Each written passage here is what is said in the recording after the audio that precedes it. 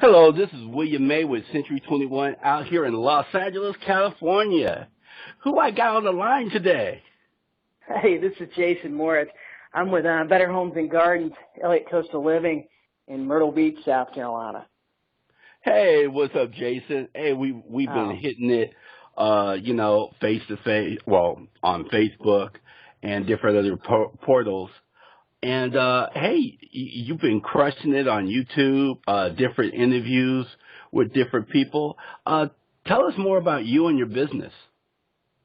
and well, I'm out here. I mostly do real estate resales. I focus working on sellers. I prospect. I guess I'm a cold caller. I guess is what a lot of people would say. But I've been consistently listing about 12 to 15 new properties a month or resales a month. Okay. And then in June, you've probably seen this. I doubled my goals. I put a lot of new systems in place. I worked a little harder. My goal for June was 30 new listings. Mm-hmm. Okay. And were you able to hit those goals this No, month? I Well, did last not hit month? my goal. Oh No, I man. didn't, man. I ended up getting 22 new listings. I mean, I'm not complaining. I crushed every month this year as far as new listings. I got a lot Right. of new properties under contract, Mm-hmm. but I didn't hit my goals. Right. And first part, before I get into why you didn't hit your goals, first thing I would like to let everybody know: 22 listings in the month of June. You can't sneeze at that. That is awesome work. And it's somebody out there that said, shoot for the stars. If you accidentally hit for the moon, at least you're out there in orbit. So hey, you're doing great. And I've never hit 22 sales, not even in the whole year. So you're doing phenomenal. Tell us more about what you think you could have done better, and what are you putting in place, systems and tools for you to achieve those goals. Well, man, I tell you, I'm not. When I say any of this stuff, I'm not whining, man. 22 listings. It was a phenomenal month for me. I got a new listing just pretty much every business day.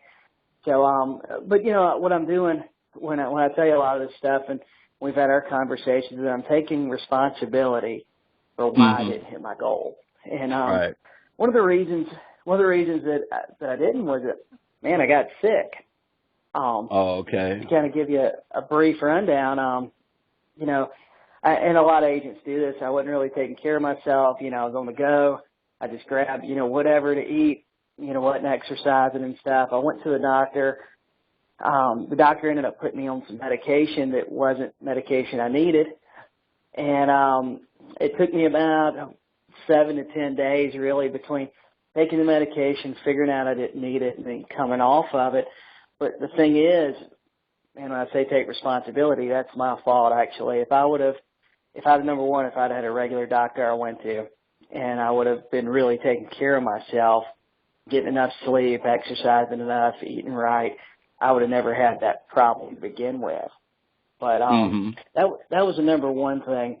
During that time when I was sick and I didn't feel good, I just I didn't feel good, so I just didn't go to the office. I didn't make the calls I was supposed to, and I didn't work the number of days I was really planning and expecting to. I mean, Right. I tell that story because all of us have problems and issues we got to overcome, and I want people to know that, hey, I have those exact same problems and issues. I feel like that was the number one reason. Number two, I didn't expect the number of calls I would get with showings and calls from other agents.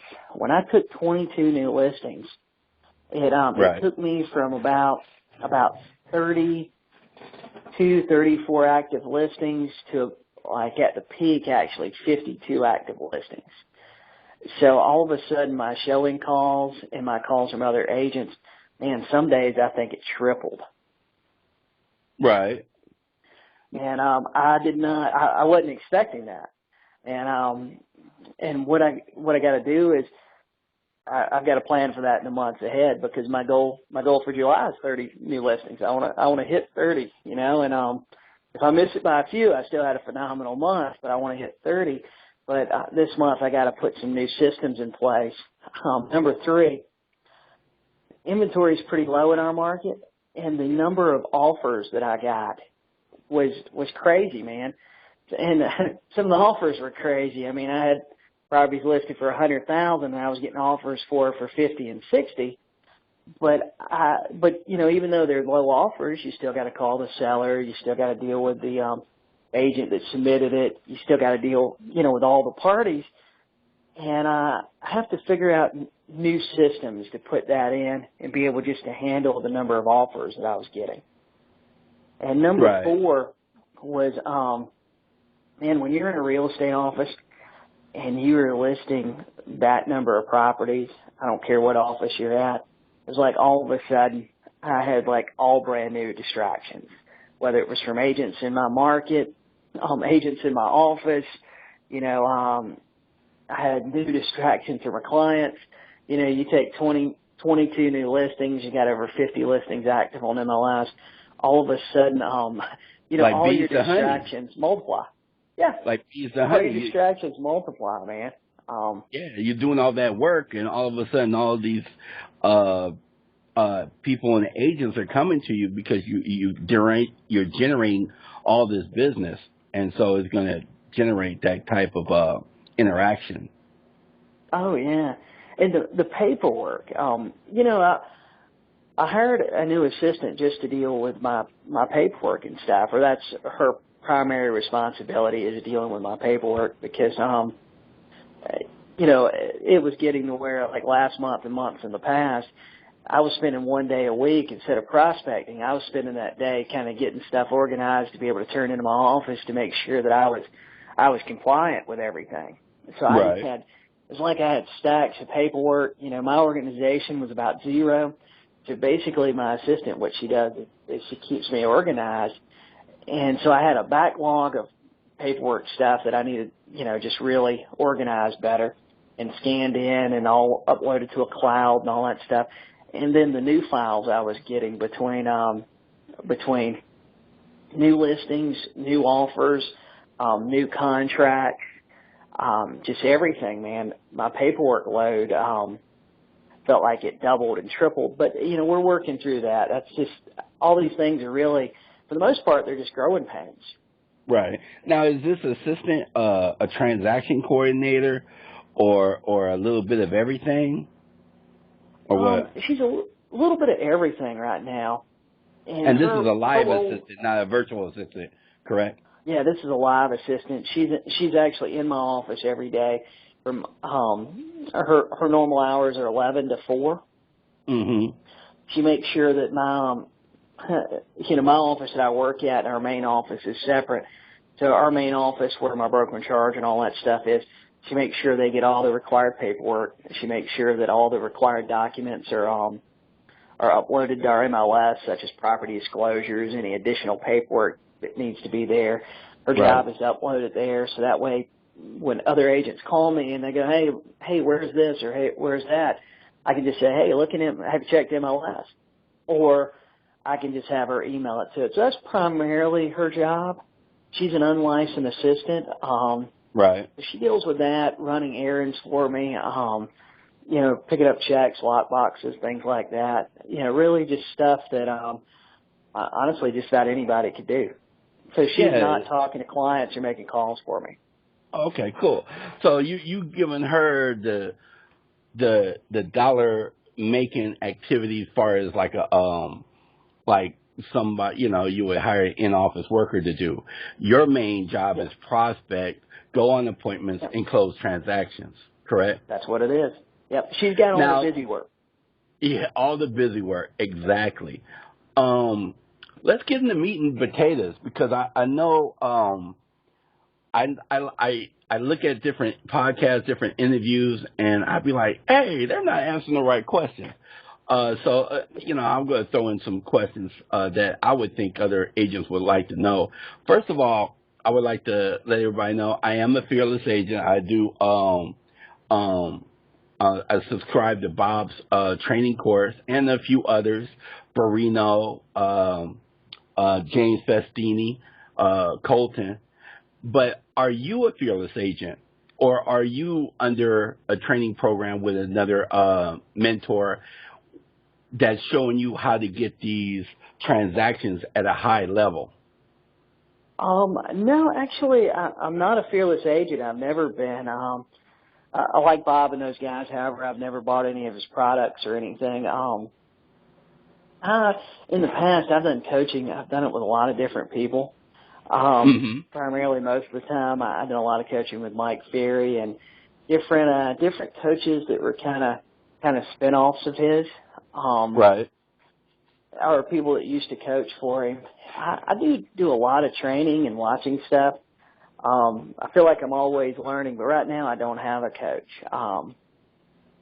Michael Hellickson, I've been looking at his coaching program, and I'm at a point right now in my career where I'm hitting a certain level of transactions that I really need a coach that's kind of next level, kind of to help me figure out how to not plateau, to break through the ceiling. That's right. I need to figure out how to get to that next level. Like a lot of coaches that help you get to where you can make a living or you can get 6 or 8 listings a month, but getting that next level after that is sometimes what's a little bit hard. You need a little different strategy. But right now I don't have a coach. A lot of the stuff I'm doing is just a mixture of coaches I've had in the past, what works and what doesn't work. But I listen to, I got a whole list of people I listen to all the time. YouTube videos and different training stuff. Right. So, where do you get your information from, your leads? How you prospect? Well, right now they're coming from, primarily I get expireds from RedX. I get new expireds from RedX. And I don't, our market, our inventory is going down and our market's going crazy, so I'm not getting a whole lot of new expireds a day. But I don't call all the new ones every day. I'm kind of selective over those. A lot of the business that I've gotten recently has been a little bit older expires and withdrawals. And in our market, a withdrawal is one that's been basically taken off the MLS or listing's been canceled. I get for sale by owners, and I subscribe to the RedX for sale by owner thing, and then I just scour the internet looking for them, whether it's Craigslist, Zillow, Trulia, forsalebyowner.com. I got a list of sites I look through. But the best ones, man, I really get are, driving to appointments. I'll cut through this neighborhood or that neighborhood. And the best ones are the people that, it's that guy that's at the back of the neighborhood. He's got his for sale by owner sign out. And I'm probably the only person that's driven down that street this week, that doesn't live there. Right. Those are the best ones. But expireds, withdrawals, for sale by owners. I'll tell you something exciting I've been doing that I thought was real interesting. And I just got a contract signed today that was a listing I took from doing this. What I started doing was every time I sell a property or every time I list a property for somebody, and this sounds common sense when I think about it, I've been going in the tax records, man, looking the person's name up and seeing if they own anything else. Right. And as soon as I get their property under contract that I got listed, I'm calling them up and I'm basically going, hey, William, this is Jason. Hey, man, we got your property at 123 Main Street. We got that under contract. I've seen where you own another one over here. What are you doing with that one? Or would you be interested in selling it? Right. So I listed a house. This is probably about 2 months ago for this guy. Got under contract like in 7 or 8 days. It was a cash deal. It closed in 2 weeks. As soon as it closed, I'd looked the guy up and I just hadn't asked him about it, but I seen where he had like 8 acres. So I called him up and I said, hey man, I see you got this 8 acres of land. What are you going to do with it? And he goes, well, me and my wife, we've been talking about selling it. So I said, well, that's great. I sold that other one really quick for you. I feel like I can sell this for you quick too. So I listed the tract of land for him. It's been on the market about 30 days. I got a contract on that. And it's actually, I actually got the contract signed today, so it's supposed to close. Hey, congratulations. Later this month. Yeah, That's how you man. do it. So yeah, I got 2 or 3 listings this month from doing that. Just looking Right. listings I already had, looking owners already had their property listed, or I just sold their property. Looking to see if they got anything else So what kind in of our market, and just calling them. right? So what sort of database are you using, far as keeping track of your leads and helping you follow up with your leads? Well, I use the RedX CRM to keep track of the new expireds and withdrawals, the ones I want to call. But then then I've really been using Realty Juggler. Realty Juggler is cheap. It's only $99 a year. It's pretty user friendly. And I can basically lay out my own follow-up in it. So that way I'm not missing a follow-up with people. So that's what I've been using here lately. I'm trying to get a little more systemized in my follow-up in my assistant. I'm trying to incorporate some mail and some postcards in with my follow-up, trying to capture more of the people I'm actually talking to on the phone. Right. I just want to make a comment about databases.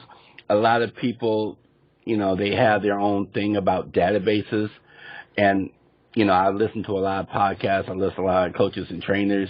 Use the database that you're comfortable with. If it's RedX, Mojo,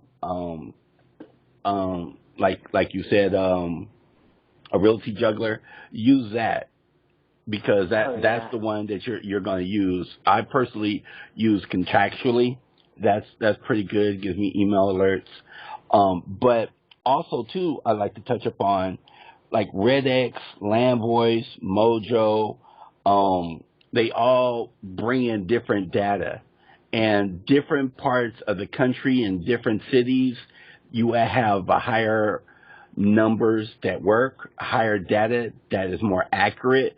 So just because, like you say, hey, I'm using RedX, you're having a lot of success with it, you're closing 22 transactions last month, that doesn't mean that in Los Angeles, California, I'm going to have the same result. Yeah. It's all about 22 new listings. But yeah, you might not have the same results. Yeah, it's about, like RedX is working well for me here. But, right. I've talked to other people and they talk about how bad RedX is, and they talk about how LandVoice is better, I mean, there's so many, Right now, what I'm doing is I have Mojo. I'm getting the expired data from Mojo, and I still have LandVoice expireds, and I cross-reference them, and they're basically giving me the same data. Sometimes Mojo is giving me more numbers than LandVoice, and vice versa. So it's like basically the same data I'm getting, but sometimes I might have a number for one that I won't have for the other one. Oh, that's pretty interesting. I think it's no matter what database they're actually pulling their numbers and their data from. Right. Now, since I'm sorry that you got sick, and you had some growing pains. So what have you learned from that in the past month? Well, man, one thing I've learned is my assistant, I told you this, just minding your private conversations. Man, I struggled with the idea of hiring an assistant. I mean, we talked about this. I kept going, man, I've had assistants in the past that, honestly, couldn't figure out what they were doing for me, or they didn't really have a specific purpose or whatever it is. Anyway, so I kind of struggle with the idea of hiring an employee that would handle stuff, because I don't want to say I'm a control freak, but I'm scared sometimes to hand things to somebody else, or I feel like, oh man, well, if I can hire them to do it, but then I'm still going to have to do it myself. And the thing that was happening, and I really realized it this month, was limiting the business I could do. So one thing I learned was that I have to have somebody to handle my own paperwork. That is not my strong suit. Right. Another thing that went crazy was when I got 22 new listings. That was 22, well, probably not 22 signs, but probably 17, 18 new signs that went in the ground places. That was all these new listings went on MLS. All these new listings got syndicated. My assistant makes sure they're on Zillow. She posts them on Craigslist for me. She does a lot of different stuff. She posts them on Facebook. And all of a sudden, man, my buyer calls went crazy too. One thing I learned this month is for me to increase my sales, I've got a buyer's agent, but buyers have always been like a farce.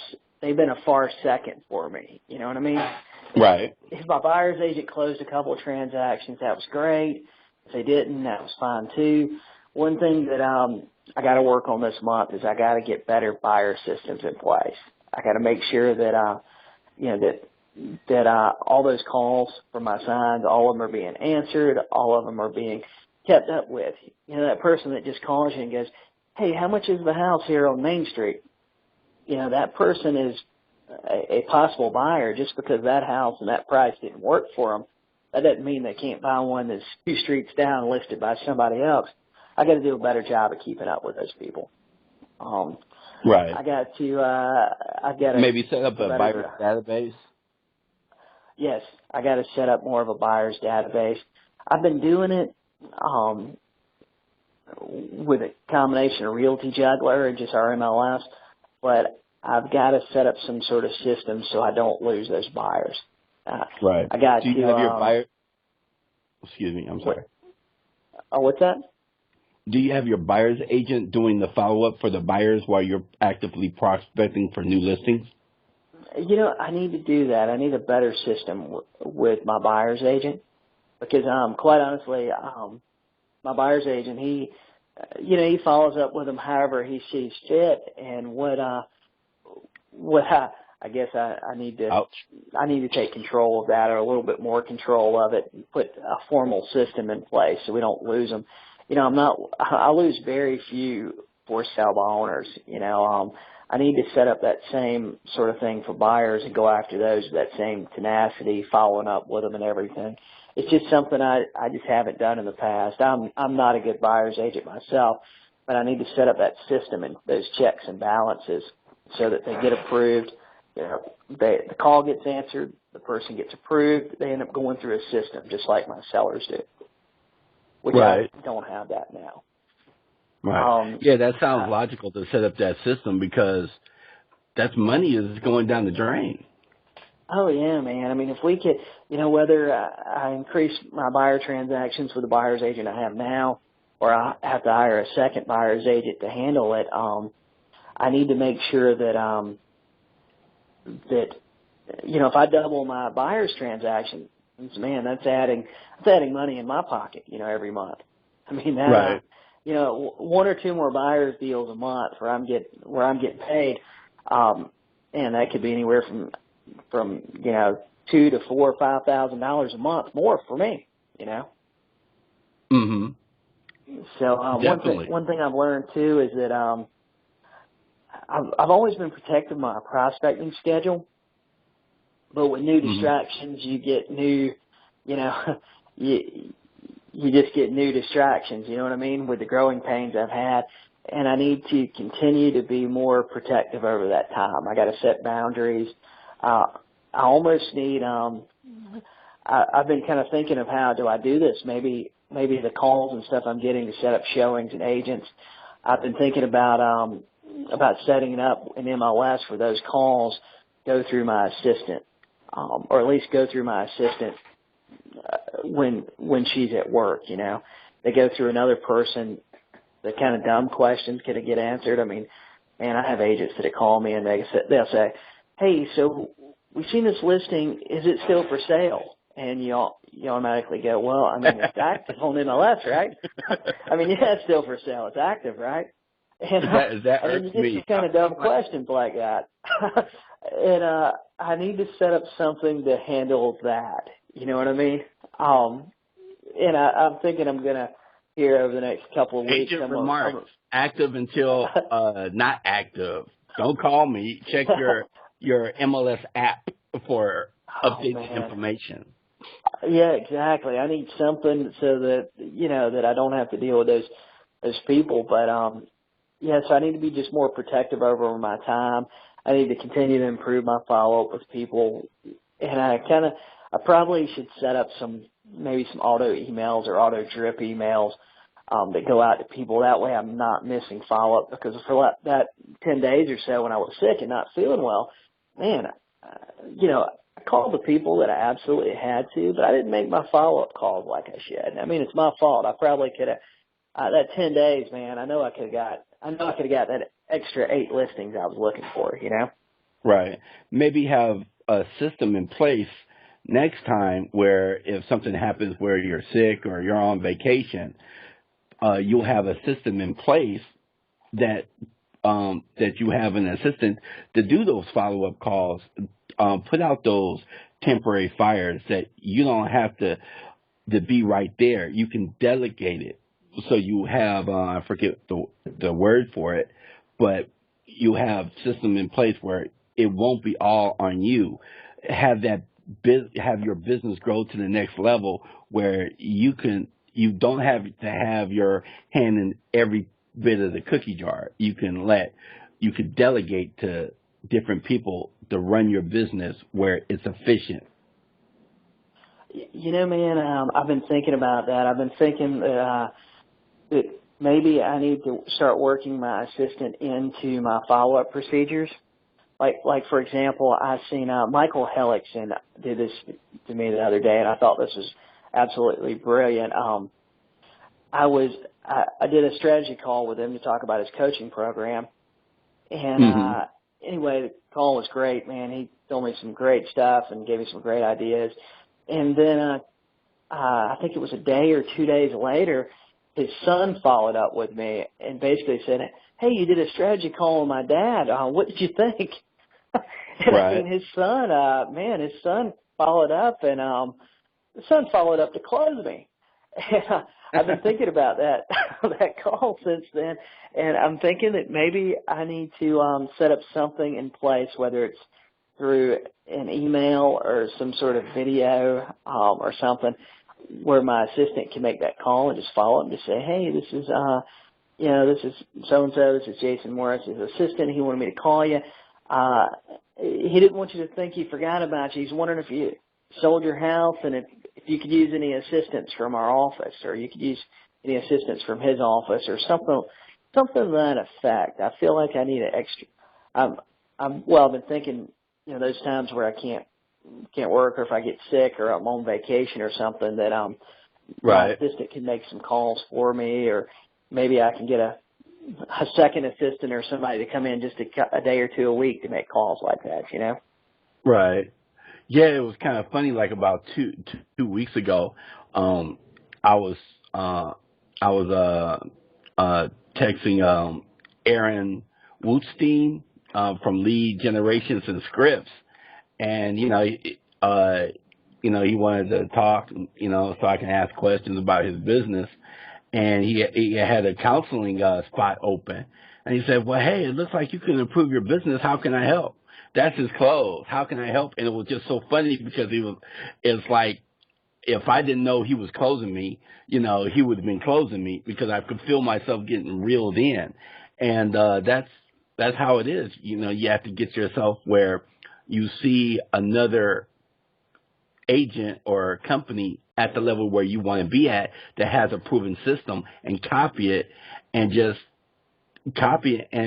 see your business take off. I think that seems like that's where you need to be. It's like what's that? The Millionaires Red Book from Keller Williams. They have systems in place.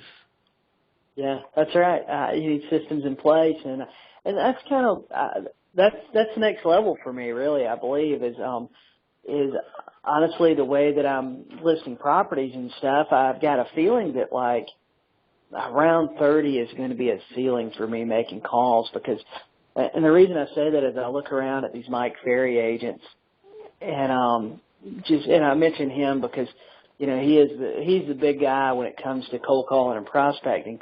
And you look around at his agents, and around 100 deals a year seems to be a ceiling for a lot of them.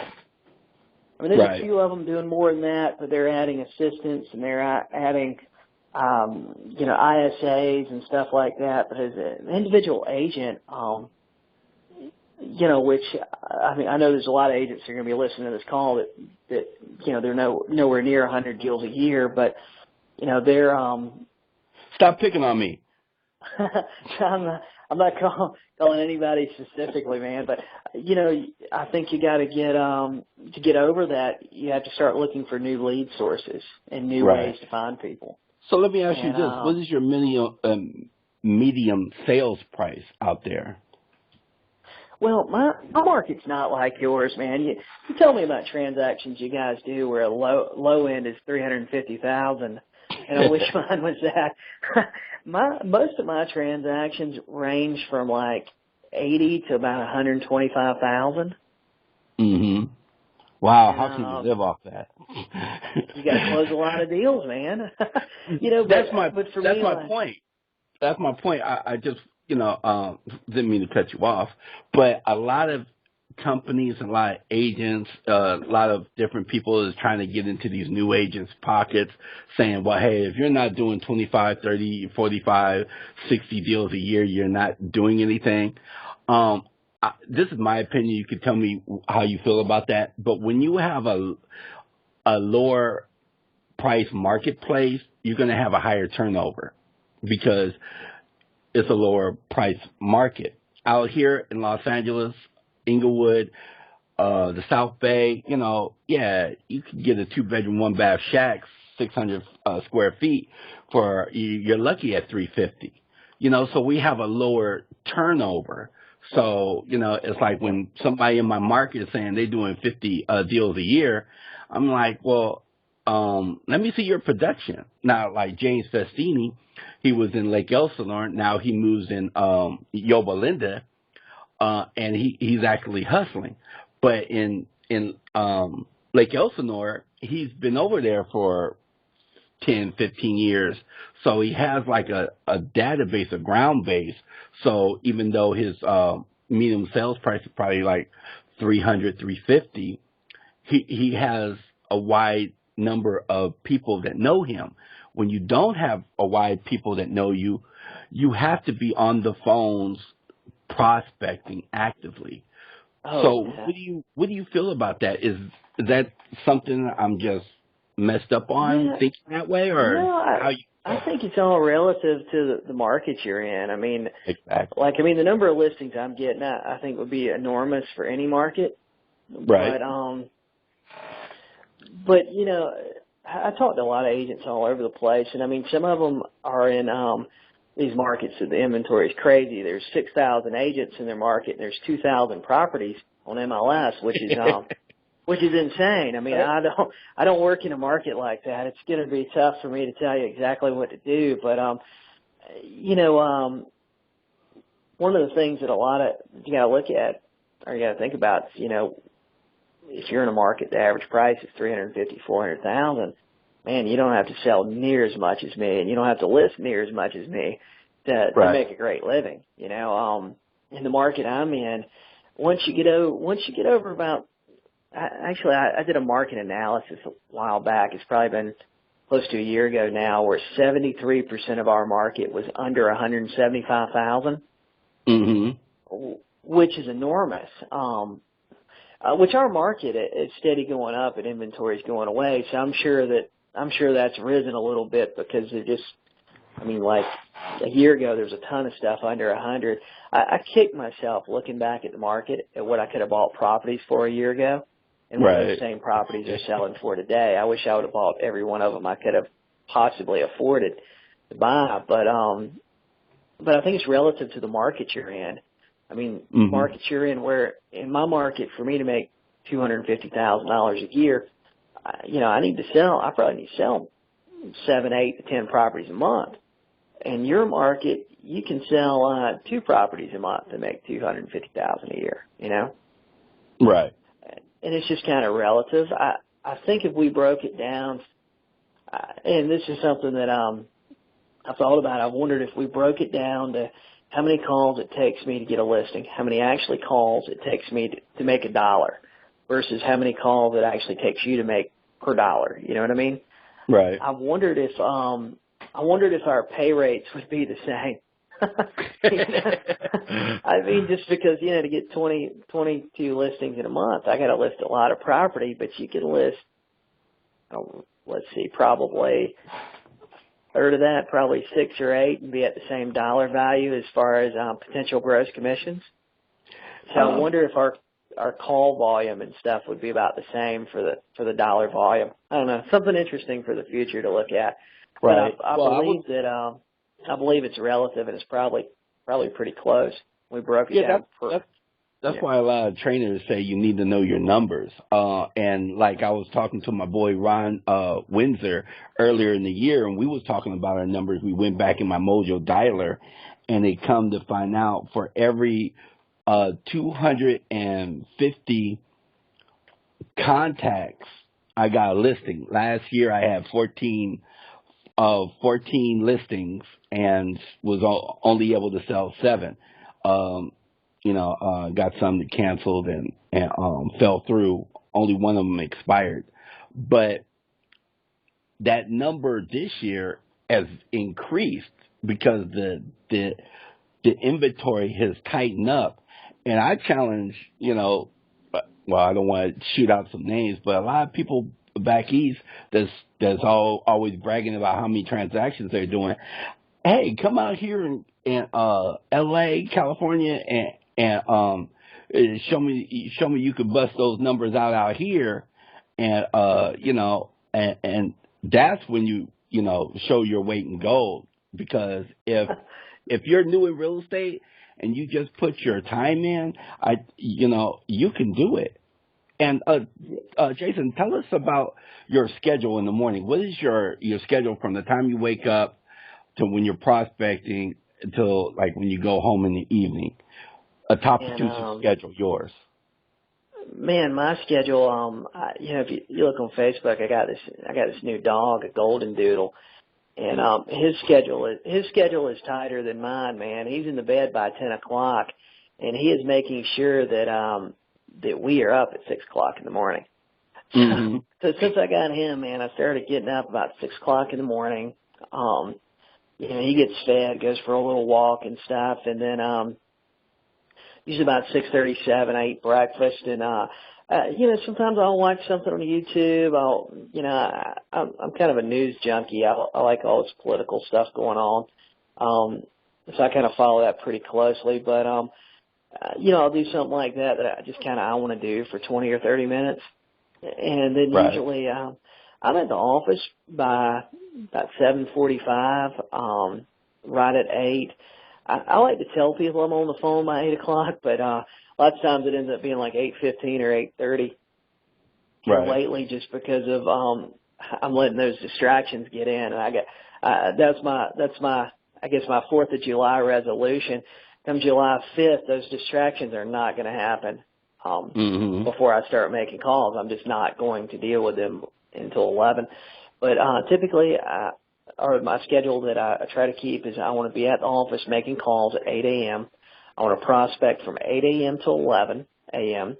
Okay. From 11 to 12, I work on paperwork, work on whatever I need to do, any emails I need to send out to people that I just talked to, paperwork I need for appointments later on. I pull my own comparables. I do my own net sheets.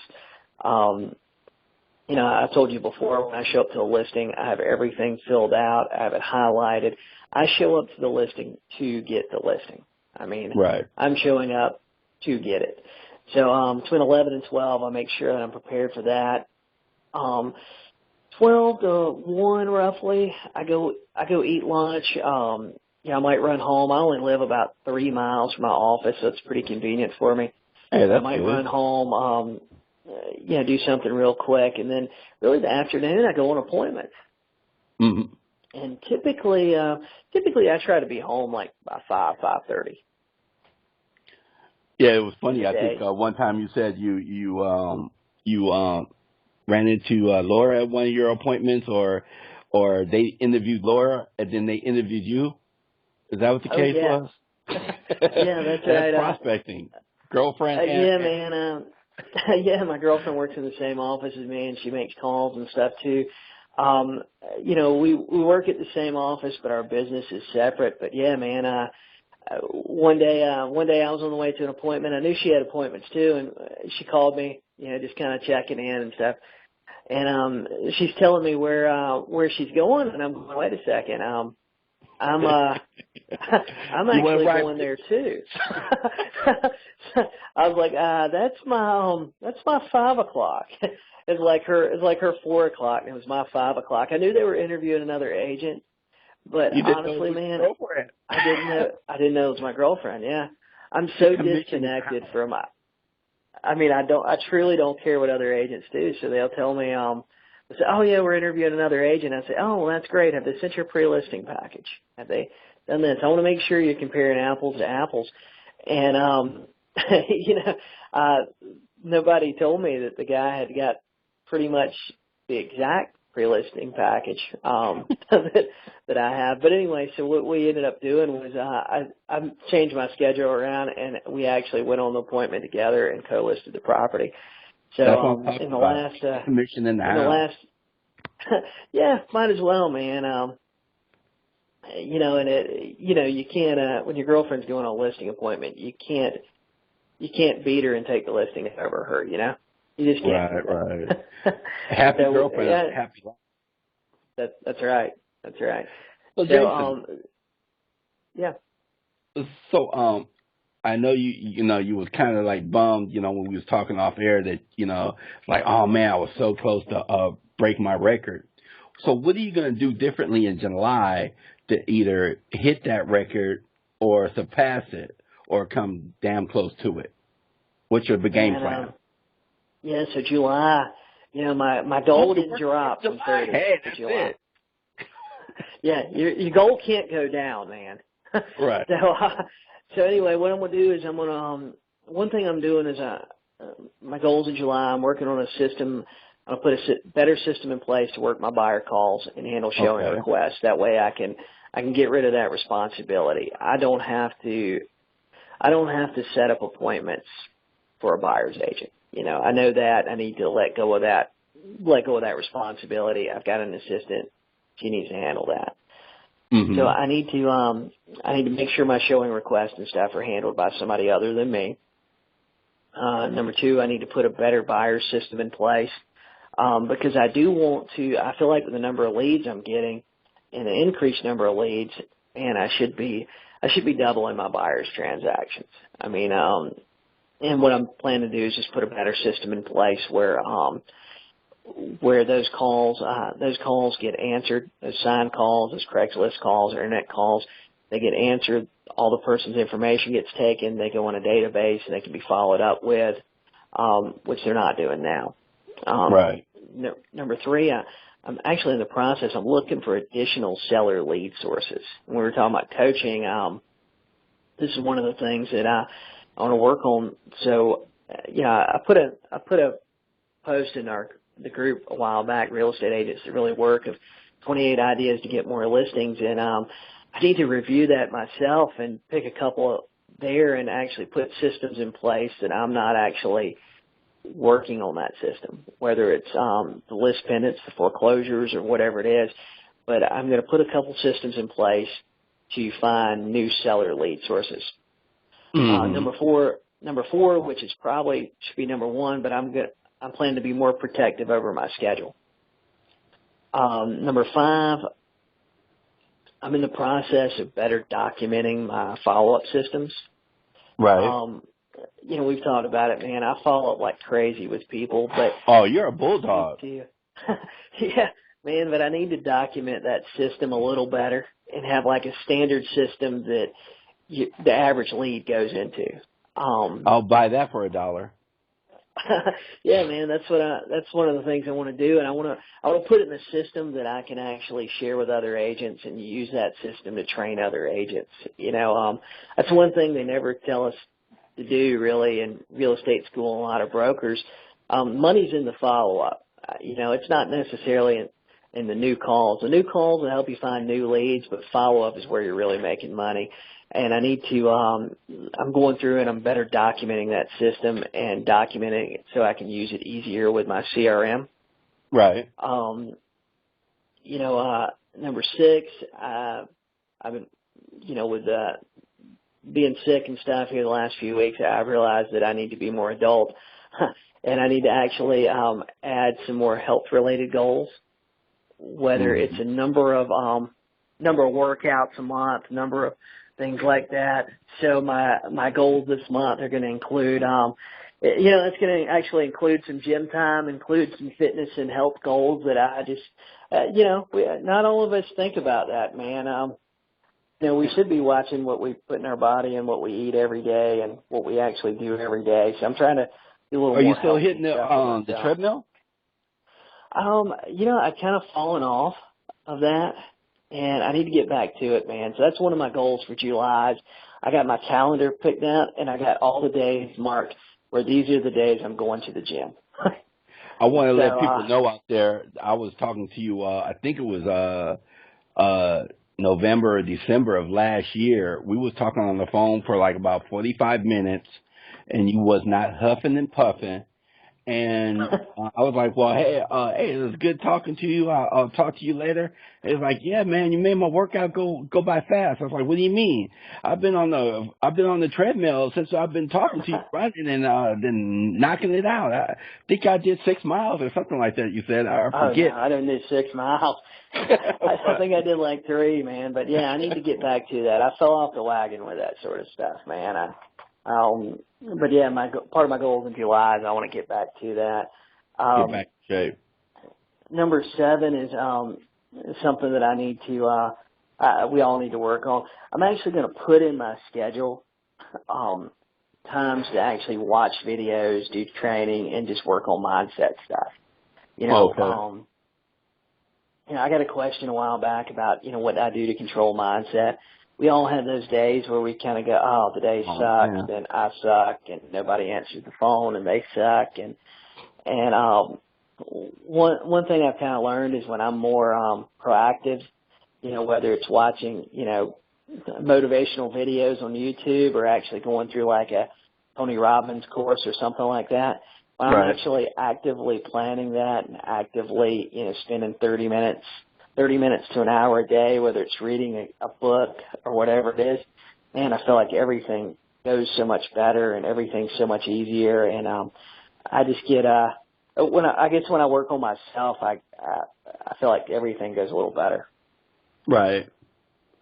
Yeah, because I was talking to my boy Jeff Casillo a while back, and I was working out. Earlier this year, I had a contest with my son, but I was like so down and stuff like that. And, he was like, man, get back on the elliptical. When you're not feeling good, got that Down syndrome, shake it off and exercise. And, once I did my little workout, because I stopped working out for a minute, I felt better. And when you put those positive affirmations and you do an exercise routine and get the eating healthy and get the junk out your system, you feel better and you have a better attitude. Yeah. Man, one thing I did, the last 2 weeks, I have not had any coffee, and I was drinking coffee every single morning. I didn't drink a lot, but I'd have like a couple of cups of coffee. Right. It was like I had to have it. Well, for the last 2 weeks, I haven't drank coffee or anything. The withdrawals the first week absolutely sucked. But now I'm over all that stuff. And I tell you what, man, I wake up a lot easier in the morning. And it's like I don't have that crash, too, where I drink coffee, basically half the morning, and then 1 or 2 o'clock sometimes. Man, I was crashing. It was like 2 o'clock in the afternoon. I was ready to go home and take a nap. Right. And I feel like I actually feel like I have more mental stamina since all the caffeine and stuff like that's out of my system. Okay. I like to bring up Neil Schwartz. I know you said you wanted to improve your systems, but what do you think about this? He did like a podcast or like some kind of a informational video, and it was on adopting, like if you have a listing, adopting the buyers on the other side, keeping track of your database. And basically, he was saying email them weekly, mail to them monthly, and call them every quarter. Uh, do you think that would help your business because you have a high turnover on transactions? So do you think if you build up a database of all those closed transactions on the buyer side and just send them a monthly postcard every month and got their phone number and call them once every quarter and do a pop by, maybe once every 6 months or send them a Christmas card, do you think that would dramatically increase your business? Maybe like two to five deals a month for doing that? Probably. I'm not doing that now. I mean, I don't do my. Right. A lot of people think that I get a lot of my business from this amazing sphere of influence they think that I have, but to tell you the You truth, got magnetic personality. I don't work with I don't have a lot of repeat buyers and sellers, and it's my fault. I need to get better at following up and working with those people. I mean, Right. I seen on MLS the other day a property I sold a year ago had been Right. relisted, and it was relisted. It wasn't relisted by me or the agent that sold it to the people. Right. And I seen that, and I was like, man, I should have been. I'd actually been thinking about that house and the price I sold it to the people, and the price that it is now. They bought it for like $50,000, and now the house is like worth $85,000. This is my challenge to you, Jason, because I like your Facebook group. Just for the people is tuning in that don't know, you have a Facebook page, Real Estate Agents That Really Work. Please join. Let us know how you like this podcast, on if there's any podcast or interview, anything that he can give you value with. But I challenge you to adopt that strategy. Anytime that you close a transaction, or maybe you can go back 6 months to a year of your past transactions and just adopt those buyers. The reason why I say that, I forget the agent that I was talking to. He said that he adopted the buyers on the other side, and after a while, they think he was the agent they dealt with. And they call him up and say, hey, I'm ready to list. And he's like, oh, okay, I sold you the house, right? They say, yes. I can sell your house, right? They say, yes. Okay, the only thing we need to talk about when I meet with you today or tomorrow is the price, correct? Yes. All right, when would be a good time for me to come over? Weekends, or weekdays, at 5 or 6:30, which would be better for your schedule, something like that at close. And he says he constantly does that sort of business. So I challenge you between now and the end of this year to have some kind of adoption in place to increase your business for 2017. Will you accept that challenge? Oh yeah. Yeah, man, I accept that challenge. That's one of those things that I need to spend time doing it, whether I'm actually putting that list together myself or I'm paying somebody to actually manage that list. Once a month, I'm going to call you and keep you accountable. I have your personal phone number, so once a month, my job is to keep you accountable. Please do, man. So, Jason, there's gold in that list, I'm sure. Okay. So what question should I have asked you, or what added information you want to give us before we let you go today? And,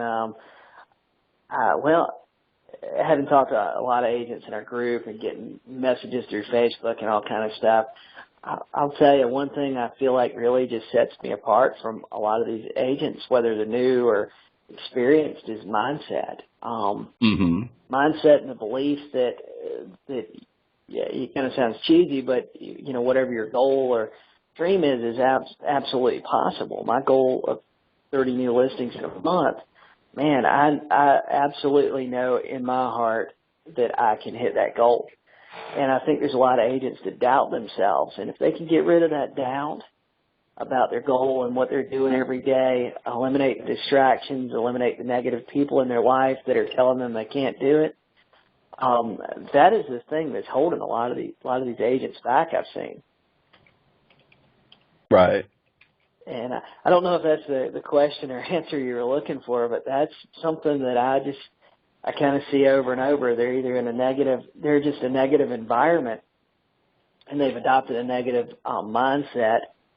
And that's the thing that I see a lot of agents need to work on. That's what's different from my business and where I am personally in my mindset than a lot of the agents I've been talking to. They just need a better mindset. They need to work on the mindset, bulletproof their mindset. Right. Do you know do Robert Bannister ring a bell? Now, it's not David Bannister, the Incredible Hulk, but Robert Bannister. Does he ring a bell to you? I don't think I know who that is.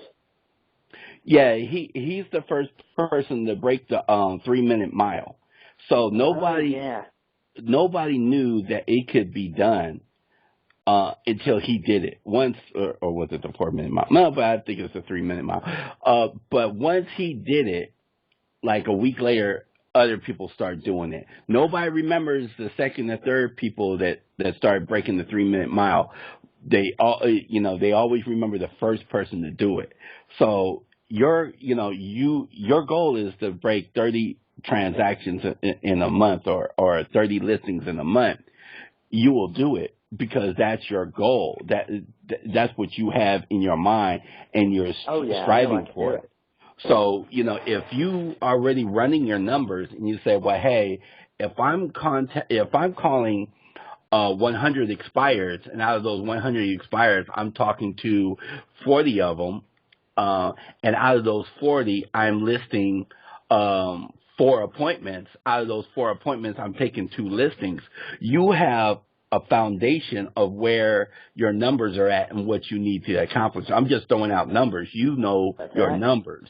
But once you know those numbers, you're like, oh, okay, well, these are the numbers I need to hit. And you always add extra to it. I always work on a worst case scenario. And I was like, all right, well, if I want to do 15 transactions this year, I need to do this, and it's going to be double. So if I miss my goal, I'll come damn close to it. Does that make sense? Yeah, I do that same thing.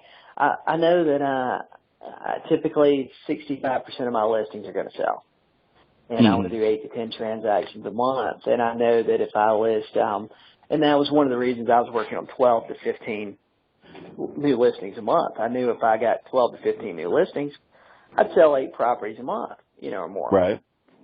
And I was working on worst case scenarios. Sometimes you end up selling 75, 80% of your listings. But yeah, I work on that worst case scenario too. Yeah, if you know your numbers, you can scale your numbers. Mm-hmm. You can, you can add a little margin of error there, worst case scenario.